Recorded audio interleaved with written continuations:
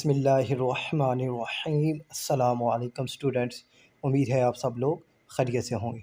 आज हमने स्टार्ट करनी है एक्सरसाइज 11.3। तो उसका क्वेश्चन नंबर 1 है, a letter is chosen randomly from the word अल्लाह, now find the probability of getting. ठीक है, ये जो वर्ड है अल्लाह, तो अब यहाँ से हमने मुख्तलिफ लेटर्स चूज़ करने हैं, तो कितनी प्रोबेबिलिटी है कि वावल, कि वो लफ्ज़ वावल होगा या एच होगा या एल होगा या कॉन्सोनेंट होगा। तो अब प्रोबेबिलिटी कैसे फाइंड आउट होती है, तो वो चलते हैं अपने सवाल की जानिब। तो हमारे पास लेटर है अल्लाह, ALLAH। तो वावल प्रोबेबिलिटी, तो पहला पार्ट ये है कि वावल, तो अब यहाँ पर ना हमारे पास होता है सैम्पल स्पेस, कि टोटल कितने सैम्पल स्पेस यानी टोटल कितने वर्ड हैं यहाँ पर। तो है 1 2 3 4 5, तो हम इसे लिखते हैं NS। ठीक है, यानी सैम्पल स्पेस वो कितनी है, 5 है। फिर नंबर ऑफ़ इवेंट्स, तो यानी वो काम कितनी दफ़ा हो रहा है। तो अब हमने वावल देखना है, तो वावल देखें, ये ए और ए 2 दफ़ा आ रहा है, तो यानी यहाँ पर हमारे पास NE नंबर ऑफ़ इवेंट्स कितने आ गए, वो आ गए हमारे पास 2, कि वो 2 दफ़ा आ रहा है।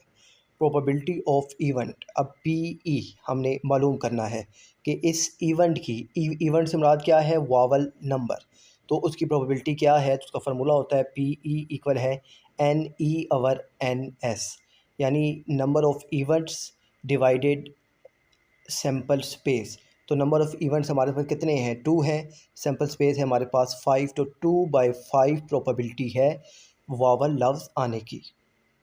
नेक्स्ट पार्ट 2 है प्रोबेबिलिटी ऑफ एच, कि कितनी प्रोबेबिलिटी है कि एच आएगा। तो सैम्पल स्पेस है हमारे पास 5, यानी टोटल नंबर्स हैं, तो टोटल लेटर्स हैं 5। नंबर ऑफ़ इवेंट्स, तो इवेंट्स कितनी दफ़ा आ रहा है इसमें, तो एच एक दफ़ा आ रहा है, तो इवेंट हमारे पास आएगा 1। तो प्रोबेबिलिटी ऑफ इवेंट यानी प्रोबेबिलिटी ऑफ एच, तो हमारे पास आएगी NE/NS। तो NE 1 है, NS 5 है, तो 1/5 हमारे पास आंसर आ गया है। इसका पार्ट 3 है प्रोबेबिलिटी ऑफ एल, तो एल, तो हमारे पास सैम्पल स्पेस कितनी है, वो 5 है, तो प्रोबेबिलिटी हमारे पास टोटल इवेंट्स कितने हैं, वो 2 है।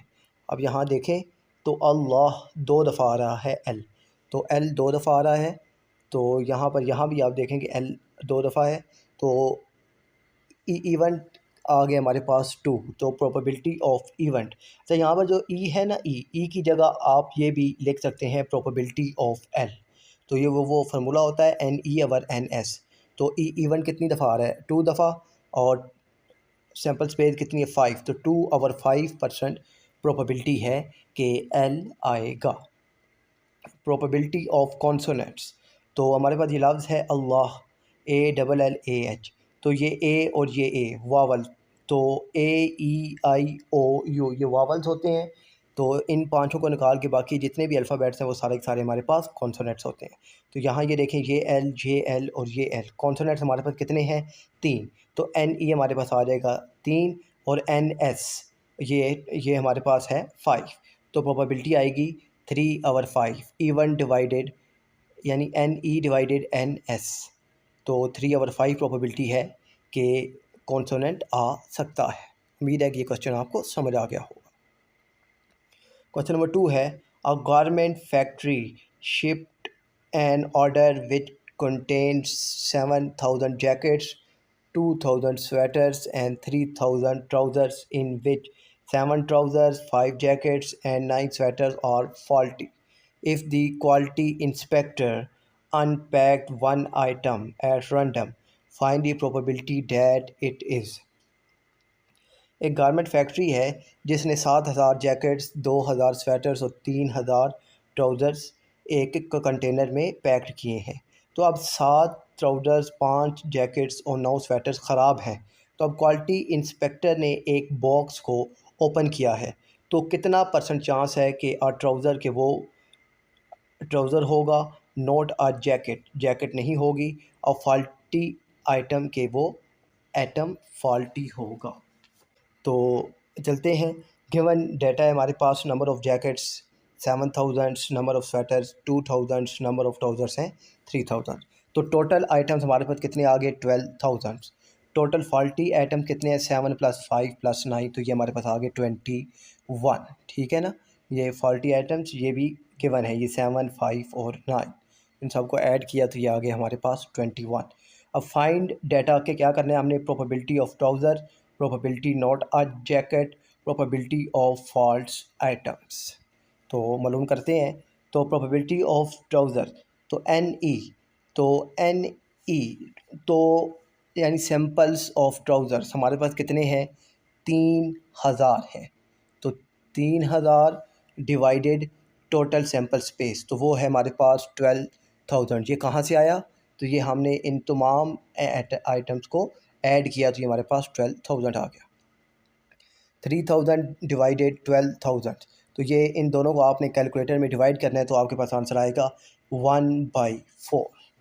प्रोबेबिलिटी नॉट आ जैकेट, तो जैकेट नहीं होनी चाहिए, ठीक है।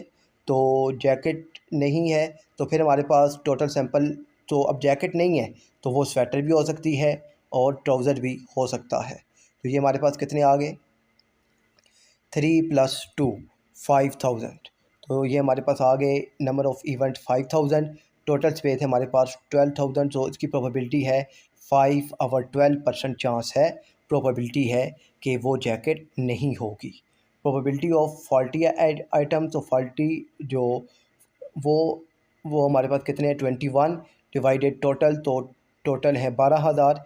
तो 21 को 12000 पे डिवाइड के करेंगे तो हमारे पास आएगा 7/4000, कि इतना परसेंट चांस है कि जो आइटम क्वालिटी इंस्पेक्टर ने उठाना है वो फॉल्टी होगा।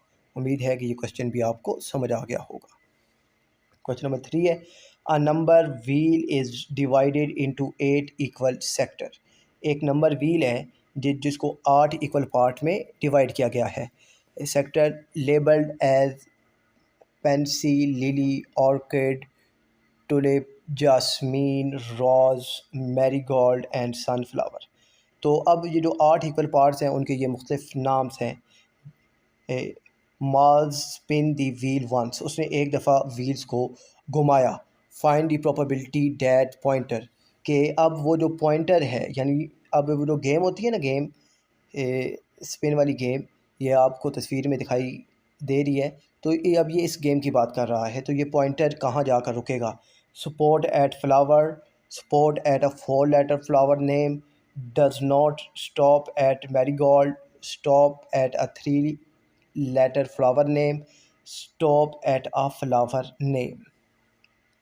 तो ये सारी प्रोबेबिलिटीज हमने फाइंड आउट करनी है, तो 1 बाय 1 हमको सोल्व करते हैं।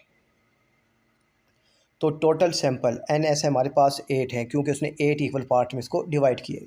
प्रोबेबिलिटी स्टॉप एट रोज़, तो अब रोज़ के जो सेक्टर्स हैं वो एक ही है, तो हमारे पास से जो नंबर ऑफ़ इवेंट्स है वो भी कितने आ गए 1। तो डिवाइडेड जो टोटल सैंपल्स हैं तो वो 8 हैं, तो 1/8, तो हमारे पास आंसर आएगा 1/8 के। इतना परसेंट चांस है कि वो रोज़ पर जाकर रुकेगा पॉइंटर। 2 है 4 लेटर फ्लावर नेम, तो 4 लेटर फ्लावर नेम अगर आप यहाँ देखें तो LILY, यहाँ 4 है लिली पे, और यहाँ ऑर्किड पे भी नहीं है, टुलिप, जासमीन, रोज़ पर भी 4 है, मैरीगोल्ड और सनफ्लावर, तो यहाँ पर 2 हैं लिली और रोज़। तो नंबर ऑफ़ इवेंट्स हमारे पास आ गए 2, और टोटल सैंपल 8 हैं, तो 2/8, तो 1/4 हमारे पास आंसर आ जाएगा कि इतना परसेंट चांस है कि वो 4 लेटर फ्लावर नेम पर जाकर रुकेगा। P does not stop marigold, कि वो मैरीगोल्ड पर स्टॉप ना हो। अगर मैरीगोल्ड पर स्टॉप नहीं होता तो बाकी जो 7 हैं उन पर हो सकता है। तो नंबर ऑफ़ सैंपल्स हैं 8, नंबर ऑफ़ इवेंट्स आ गए हमारे पास 7, एक हमने माइनस कर दिया तो पीछे कितने बचे 7। तो अब प्रोबेबिलिटी ऑफ़ इवेंट हमारे पास क्या आ जाएगी NE/NS, तो 7/8 हमारे पास आंसर आ जाएगा, कितनी परसेंट प्रोबेबिलिटी है। नेक्स्ट है stop at 3 letter flower name, तो 3 लेटर फ्लावर नेम देखते हैं जी हमारे पास है यहाँ पर 4 यहाँ पर भी नहीं, यहाँ पर, यहाँ हमारे पास 3 लेटर वर्ल्ड का कोई भी फ्लावर नहीं है। तो नंबर ऑफ़ इवेंट्स कितने आ गए? 0। और हमारे पास सैंपल कितने हैं? 8, 0 और 8 इक्वल टू 0। तो इसका जवाब 0 आएगा कि 3 लेटर हमारे पास है ही नहीं, तो उसकी प्रोबेबिलिटी भी नहीं है। फिफ्थ है stop at a flower name. तो कितनी परसेंट प्रोबेबिलिटी है कि वो फ्लावर नेम पर ही जाकर रुकेगा? तो टोटल सैंपल हमारे पास 8 हैं, तो इवन तो फ्लावर भी 8 हैं, तो अब वो किसी पर भी जाकर रुक सकता है। तो नंबर ऑफ़ इवेंट्स भी आ गए हमारे पास 8। तो प्रोबेबिलिटी ऑफ इवेंट NE/NS, तो 8 डिवाइडेड 8 इक्वल टू 1। तो यहाँ हमारे पास ये इसका आंसर आ गया है। हमारे क्वेश्चन नंबर 4 है डेकागोनल die labelled 4 4 4 4 5 5 6 7 8 8 is rolled 1, find the probability of getting. के एक 10 साइडों वाली एक डाइस है, उसको रोल किया गया, तो ये हमारे पास उसके आंसर आए। तो कितनी परसेंट प्रोबेबिलिटी है कि वो 4 ही आएगा, या an even number a multiple of 4 आएगा, not a 7 and odd number a prime number, LCM of 4 and 8, HCF of 4 and 8, factor of 12। तो ये सारी इन सारे इवेंट्स पर हमने प्रोबेबिलिटी मालूम करनी है। तो 1 बाय 1 मालूम करते हैं। तो टोटल सैंपल स्पेस हमारे पास कितने आ गए? 10, क्योंकि उसने खुद बताया कि वो 10 साइडों वाली एक डाइस है। प्रोबेबिलिटी ऑफ 4 कि 4 कितनी दफ़ा आया है? तो नंबर ऑफ़ इवेंट्स हमारे पास कितने आ गए? अब आप 4 को काउंट करें तो देखें 1 2 3 4, 4 दफ़ा आया, तो हमारे पास NE4 आ गया। प्रोबेबिलिटी ऑफ इवेंट NE/NS, तो NE4 है, NS हमारे पास है 10। 4/10, तो ये दोनों के कैंसिल हो जाएंगे 2 से, तो 2/5 हमारे पास आंसर आ जाएगा। इतने परसेंट चांस है। प्रोबेबिलिटी एंड इवन नंबर, ठीक है। अब इवन नंबर, तो अब NS हमारे पास है 10, तो इवन नंबर काउंट करते हैं। तो ये देखें 1 2 3 4 5 6 7, तो 7 इवन नंबर हैं, तो NE हमारे पास आ गया 7। तो प्रोबेबिलिटी NE/NS, NE 7 है और NS 10 है, तो 7/10 हमारे पास इसका आंसर आ गया है। Probability a multiple of 4, a multiple of 4 के 4 से मल्टीप्लाई होने वाले जो हैं वो आपने बताने हैं। तो NE मालूम करते हैं। तो 4 से मल्टीप्लाई होने वाली ये 1 2 3 4, और ये 8 भी 4 का मल्टीपल है, 4 5 6, तो NE हमारे पास आ जाएगा 6। तो NS है 10, 6 डिवाइडेड 10, तो 3/5 हमारे पास आंसर आ गया है। नेक्स्ट है प्रोबेबिलिटी नॉट ऑफ 7 कि 7 ना हो। तो अब टोटल हमारे पास है 10, तो अब टोटल 10 हैं, तो 7 को निकाल देते हैं, तो पीछे कितने बचे? 9। तो NE हमारे पास आ गया है 9। तो NE 9 डिवाइडेड टोटल सैंपल्स हैं 10, तो 9/10 हमारे पास आंसर आ गया है। P एन ऑड नंबर कि कितना परसेंट चांस है कि वो ऑड नंबर ही होगा? तो ऑड नंबर कौन कौन से हैं? ये 5, ये 5 और ये 7। ऑड नंबर 3 है, तो हमारे पास NE आ गया 3। NE3 डिवाइडेड NS, तो 3 डिवाइडेड 10, ये दोनों कैंसिल नहीं होते, तो यही हमारे पास इसका आंसर है। प्रोबेबिलिटी ऑफ प्राइम नंबर, तो प्राइम नंबर वो नंबर्स होते हैं जो सिर्फ़ और सिर्फ अपने टेबल में आते हैं, किसी और टेबल पर नहीं आते। यहाँ प्राइम नंबर आप देखें, ये 5 और 5 हैं, ये दोनों अपने टेबल में आते हैं। 7 ये भी अपने ही टेबल में आता है, 7 किसी और टेबल में नहीं आता। तो 5 5 7, तो NE हमारे पास आ गया 3, तो NE3 आ गया 3। टोटल सैंपल स्पेस है हमारे पास 10, तो 3/10, और यही हमारे पास इसका आंसर है। ठीक है। LCM ऑफ 4 एंड 8, तो कितना चांस है कि LCM ऑफ 4 और 8 आएगा? तो आप 4 और 8 का अगर LCM लें, तो इसका LCM आता है जी हमारे पास 2 2 ज़ा 4 और 4 2 ज़ा 8, तो इसका LCM आता है 8। तो 8 भी हमारे पास कितनी दफ़ा है? 2 टाइम है 8 हमारे पास। यहाँ आप देखें तो 8 2 टाइम है, तो NE आ जाएगा जी हमारे पास 2। 2 डिवाइडेड टोटल सैंपल स्पेस वो है 10, 2 डिवाइडेड 10 इक्वल टू 1/5, ये कैंसिल हो जाएंगे, 2 1 टाइम, 2 5 टाइम, तो 1/5 हमारे पास आंसर आ गया है। HCF ऑफ 4 एंड 8, तो 4 का एलसीएम आप लें तो वो आता है 2 × 2, 8 का एलसीएम लें तो ये आता है 2 × 2 × 2। तो अब एचसीएफ में जो सिर्फ कॉमन आते हैं वो लिखते हैं।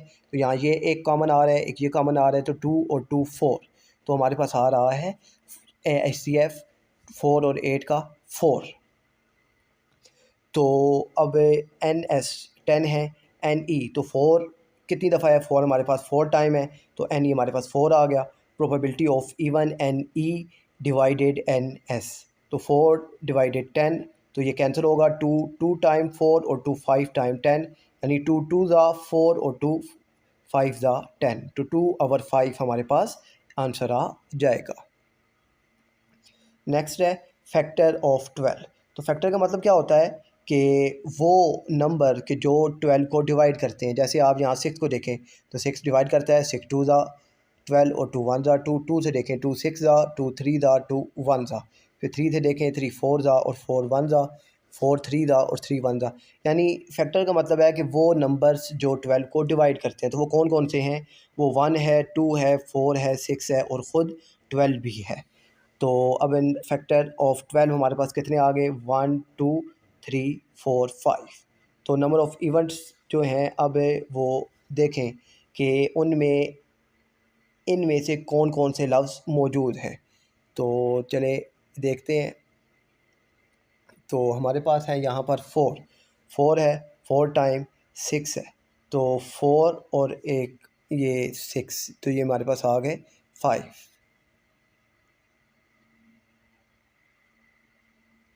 ये आगे एन ई हमारे पास आ गया 5, क्योंकि देखें 4 4 4 4 और 6, तो 5 आ गया। एन एस हमारे पास है 10।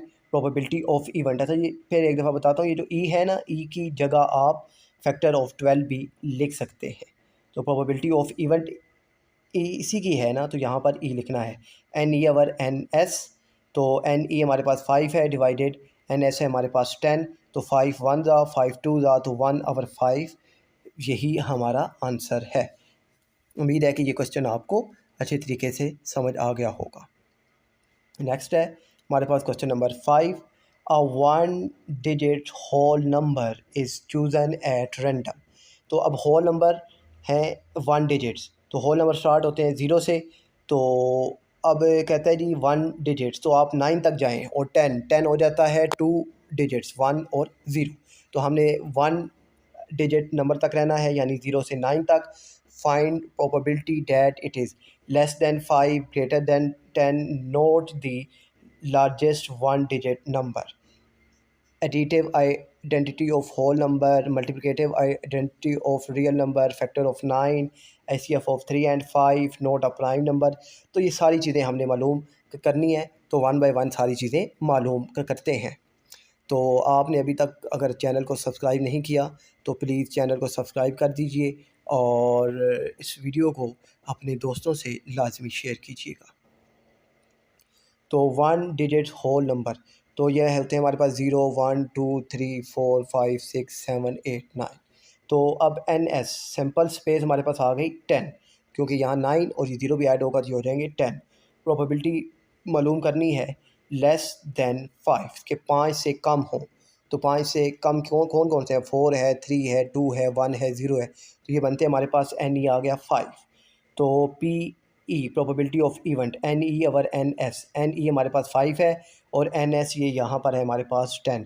5 ओवर 10 डिवाइड होगा तो आंसर आएगा 1 ओवर 2, और यही हमारे पास का आंसर है। कितनी % चांस है कि 5 से कम नंबर आएगा। दूसरा है ग्रेटर दैन 10। तो एन एस हमारे पास 10 टोटल सैम्पल स्पेस, और 10 से अब 1 डिजिट नंबर हैं तो 10 से तो बड़ा हो नहीं सकता, तो वो एन ई हमारे पास आएगा 0। तो पी ई आगे हमारे पास एन ई ओवर एन एस 0 ओवर 10, तो इसका जवाब भी 0 आएगा, क्योंकि 10 से बड़ा कोई नंबर शामिल है ही नहीं, तो उसकी प्रोबेबिलिटी भी नहीं आएगी। पार्ट थर्ड है note the largest 1 digit number, कि note the largest 1 digit number.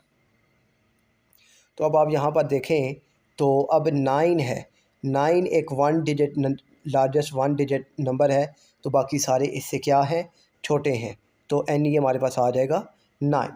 तो एन ई आ गया जी हमारे पास, कहाँ गया ये, एन ई आ गया 9। तो प्रोबेबिलिटी ऑफ इवेंट मालूम करनी है, एन ई over N s, n e 9 है, एन एस है हमारे पास 10, तो 9/10 हमारे पास आंसर आ जाएगा। 4 है additive identity of whole number. Additive identity का मतलब होता है कि वो नंबर जो किसी भी नंबर में ऐड किया जाए तो उसका जवाब वापस वही आ जाए। यानी अगर आप देखें तो a+0 = a जवाब वापस आ जाएगा, 1+0 जवाब वापस आ जाएगा, 3+0 जवाब वापस 3 आ जाएगा। तो वो एडिटिव आइडेंटिटी तो इवेंट अब वो कितनी है, वो होती है हमारे पास 0, तो 0 मौजूद है तो नंबर ऑफ़ इवेंट आएगा 1। प्रोबेबिलिटी ऑफ इवेंट मालूम करनी है, एन ई over N s, n e 1 है, टोटल सैम्पल स्पेस 10 है, तो 1/10% चांस है कि वो एडिटिव आइडेंटिटी ही होगा। नेक्स्ट है ICF ऑफ 3 एंड 5। 3 और 5 ये है, ये हमारे पास प्राइम नंबर, ये प्राइम नंबर है, तो इनका ICF क्या आएगा, 1 ही आएगा। तो NS 10 है, total sample space, number of events है हमारे पास 1। प्रोबेबिलिटी ऑफ इवेंट जो NE ओवर NS, तो प्रोबेबिलिटी ICF ऑफ 3 एंड 5। अच्छा यहाँ पर ई होता है ना, तो ई की जगह आपने ये लिखना होता है। तो probability of ICF of 3 and 5, तो वो आएगा NE ओवर NS, तो NE 1 है, NS 10 है, तो 1/10% चांस है कि वो ICF ऑफ 3 एंड 5 ही होगा। वैसे ICF ऑफ 3 और 5 ये जो दोनों प्राइम नंबर हैं, तो ICF इनका 1 ही आ रहा है। तो 6 है मल्टीप्लिकेटिव आइडेंटिटी। अब मल्टीप्लिकेटिव आइडेंटिटी की क्या होती है, ये भी वही होती है कि आप वो कौन सा नंबर है कि आप उसको उस नंबर के साथ मल्टीप्लाई करें तो वापस वही नंबर आ जाए। तो वो है 5। अब देखें 5 × 1 = 5, a × 1 = a, तो यानी वो मल्टीप्लिकेटिव आइडेंटिटी है 1।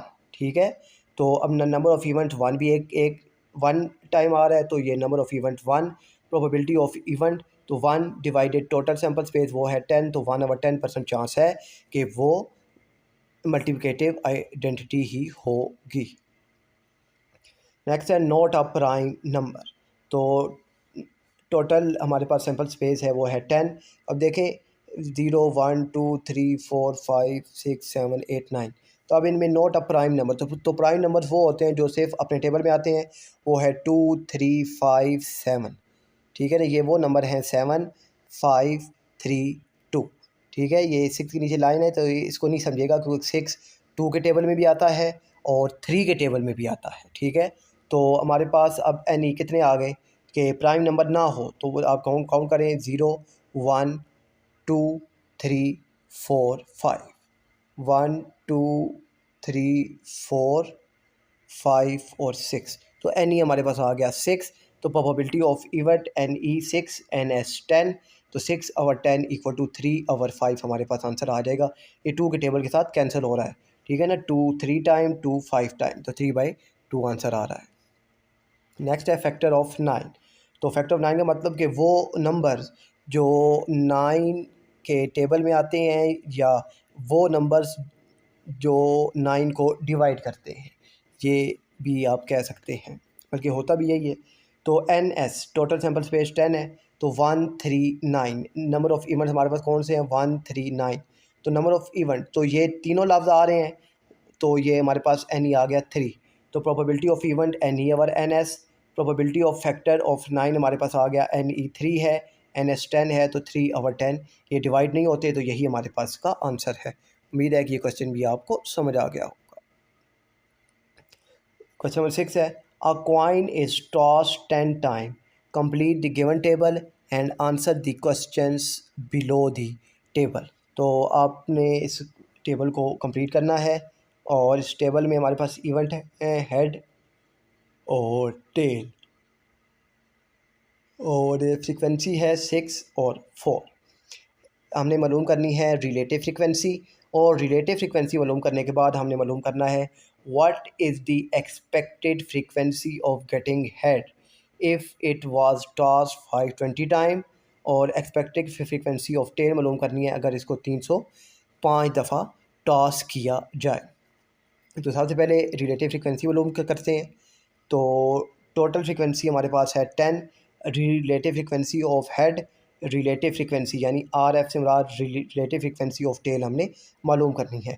तो रिलेटिव फ्रिक्वेंसी मालूम करने का जो फार्मूला है वो क्या है, फ्रिक्वेंसी ऑफ इवेंट के जो इवेंट की फ्रिक्वेंसी है उसको डिवाइड करना है टोटल फ्रिक्वेंसी पे। तो रिलेटिव फ्रिक्वेंसी ऑफ हेड मालूम करनी है।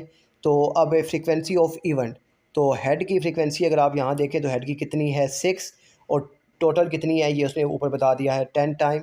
तो 6 डिवाइडेड 10, 2 से कैंसिल कर दें तो 3 और 5 हमारे पास की रिलेटिव फ्रिक्वेंसी आ गई है। रिलेटिव फ्रिक्वेंसी ऑफ टेल, तो टेल की फ्रिक्वेंसी है जी हमारे पास 4, तो 4 डिवाइडेड हो जाएगा हमारे पास 10, ये 2 से कैंसिल होगा जी, आंसर आएगा 2 और 5। तो टेल की भी रिलेटिव फ्रिक्वेंसी आ गई और हेड की भी रिलेटिव फ्रिक्वेंसी आ गई। जब ये रिलेटिव फ्रिक्वेंसी आ जाए तो फिर इससे हम लोग एक्सपेक्टेड फ्रिक्वेंसी फाइंड आउट करते हैं। तो एक्सपेक्टेड फ्रिक्वेंसी कैसे फाइंड आउट होती है वो भी देखते हैं।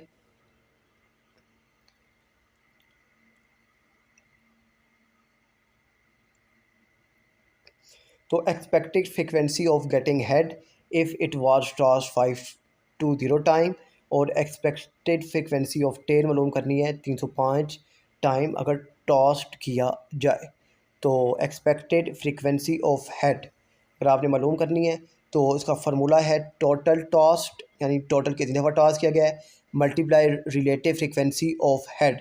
ये फार्मूला है, ये याद रखिएगा कि एक्सपेक्टेड फ्रिक्वेंसी अगर मालूम करनी हो तो टोटल जो टॉस किए गए हैं वो मल्टीप्लाई उनकी relative frequency.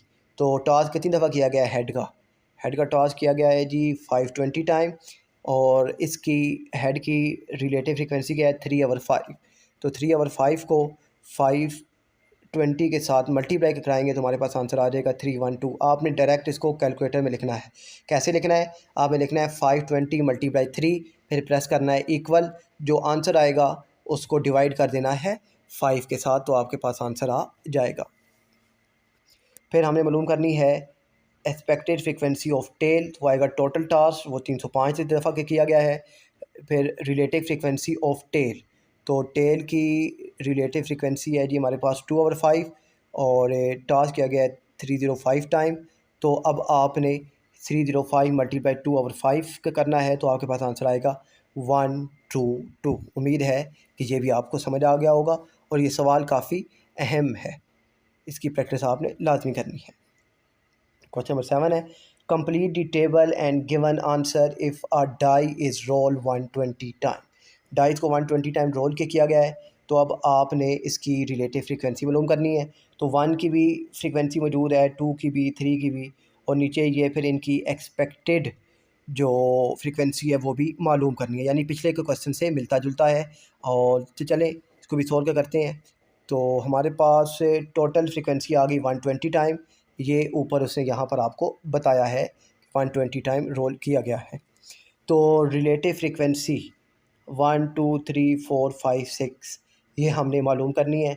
Relative frequency of 1, formula क्या आएगा, frequency of 1 divided total frequency.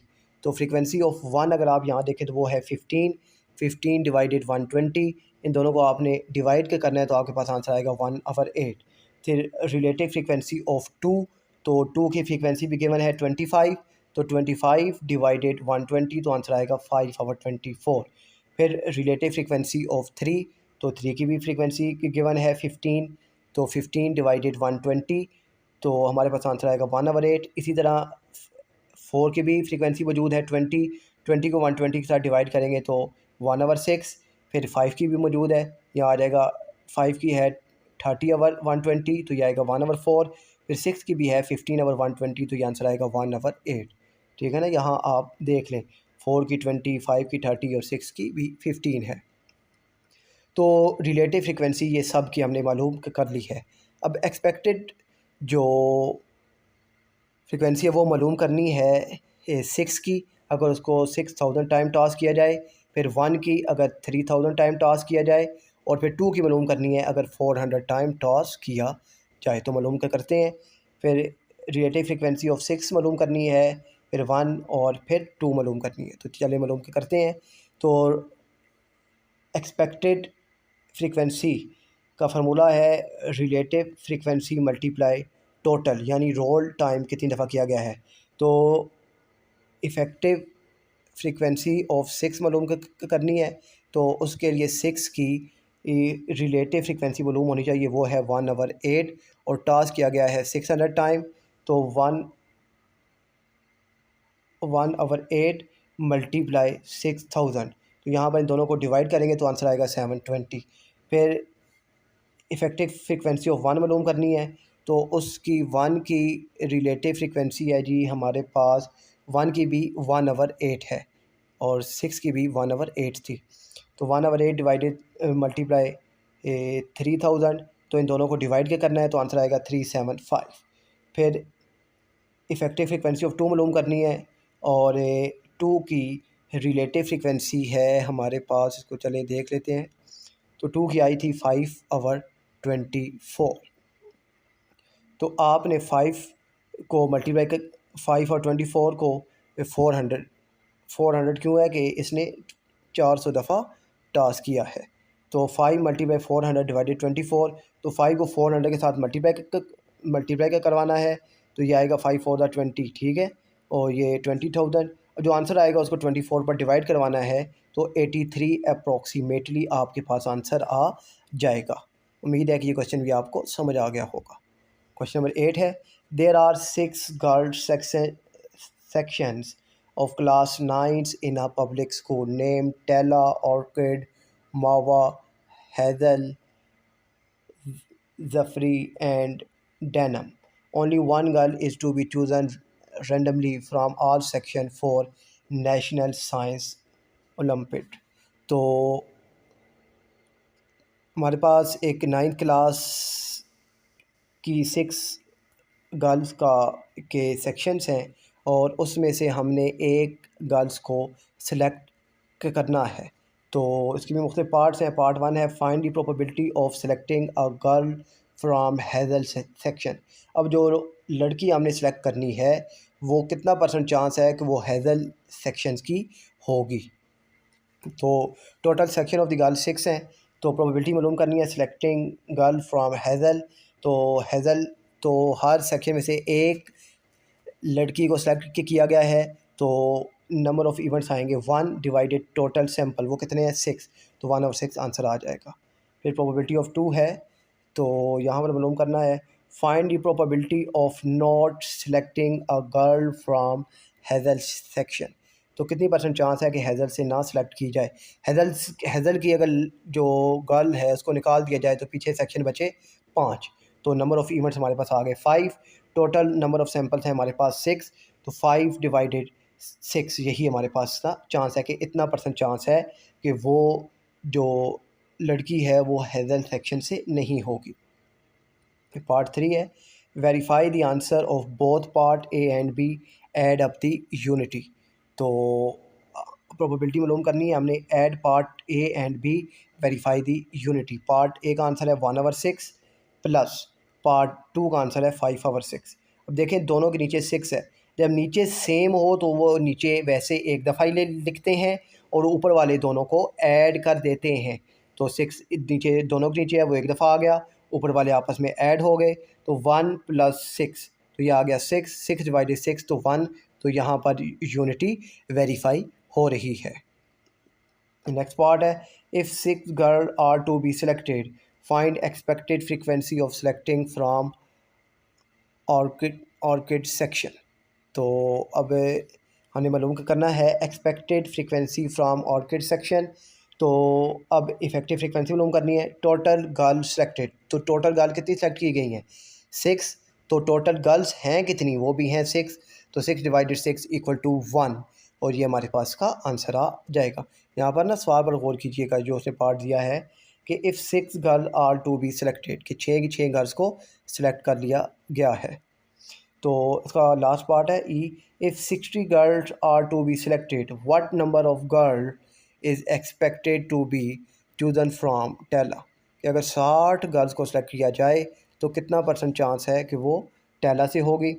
तो अब कितनी के गर्ल्स को सिलेक्ट किया गया है 60 डिवाइडेड, तो अब हमारे पास जो सैम्पल स्पेस है वो है 6, तो 60 डिवाइडेड 6, तो ये आंसर आ जाएगा 10। तो उम्मीद है कि ये आपको समझ आ गया होगा। फिर मिलते हैं नेक्स्ट वीडियो में, तब तक के लिए अल्लाह हाफिज़।